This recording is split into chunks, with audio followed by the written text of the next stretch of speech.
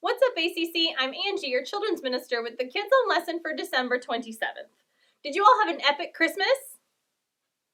That's great. It was probably a little different this year, but I'm glad that you all had a good holiday. Well, this week we are finishing up our Christmas unit.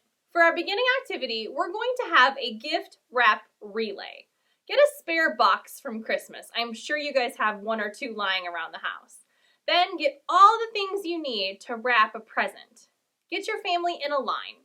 The first person in line will complete the first step in wrapping your box, like measure how much wrapping paper you need. The second in line will cut the wrapping paper. The third can put the paper around the box and put one piece of tape in the middle, and so on until the box is completely wrapped, tagged, and bowed. In our story today, we will hear about 3 men who bring Jesus a present. Speaking of our Bible story, it's called Wise Men Visited Jesus, and it comes from the book of Matthew, chapter 2, verses 1 through 21. Jesus was born in Bethlehem at the same time Herod was king. God sent a star to show the wise men that Jesus had been born. The wise men traveled to find Jesus. They came to King Herod. "Where is the King of the Jews?" they asked. "We saw his star in the east and have come to worship him." King Herod was very afraid. He said, "Go and search carefully for the child. When you find him, report back to me so that I can go too and worship him." But Herod was lying. He didn't want to worship the new king. He wanted to kill him. The wise men followed the star until it led them to Jesus. They went into the house where he was with Mary. The wise men fell to their knees and worshiped Jesus. Then they gave him gifts: gold, frankincense, and myrrh. When it was time for the wise men to go home, God warned them in a dream not to tell Herod where Jesus was. So they took a different way home. After the wise men were gone, an angel appeared to Joseph in a dream.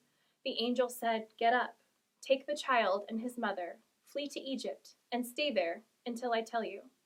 Herod is about to search for the child to destroy him." So in the middle of the night, Joseph got up and took Mary and Jesus to Egypt, where they would be safe. King Herod was so mad, he killed all the boys in Bethlehem under 2 years old, just to make sure that he killed Jesus. But he didn't know that Jesus and his family had escaped. A while later, after Herod died, an angel spoke again to Joseph in a dream and told him to go back to Israel. So Joseph took Mary and Jesus to Israel. For our lesson activity, we're going to make crowns. It's super easy. Just grab a piece of paper, any piece of paper. I just have a yellow one. You're going to fold it in half lengthwise, and then you're going to cut triangles in the non-folded side. Okay? All the way across. Just like that. And then you're going to cut the fold too. Okay? So cut the fold. Then you can color your crown if you used white paper, and then decorate it with whatever you have in your house. Beads, buttons, little jewels, maybe even some glitter. Ugh. Just however you want to decorate it, or you could even just draw on your crown too.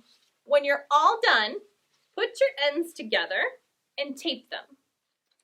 And now you can wear your crown. Like it? In our story, the wise men heard a new king was born. That king was Jesus. Story of the Week card. For our game, we're playing King Says. Select one person to be the king. Wear your crown and play this game just like Simon Says. At dinner one night, talk about the best Christmas present that you've ever received. Jesus is the ultimate Christmas present for everyone. There's no greater gift than him. Then for the family activity, make a list of family New Year's resolutions. Some examples are: commit to doing one thing as a family every week in 2021. Read your Bible every day, or pray every night with your family. Write them down. I want to see your lists, so post them in the comments below for a gift card challenge. Be sure to pray with your family every day. Parents, join us for prayer time on Facebook Live and check out our Facebook prayer group. That's it for this week. Next week, we will get back into the Gospel Project. I can't wait to see what we're going to learn next.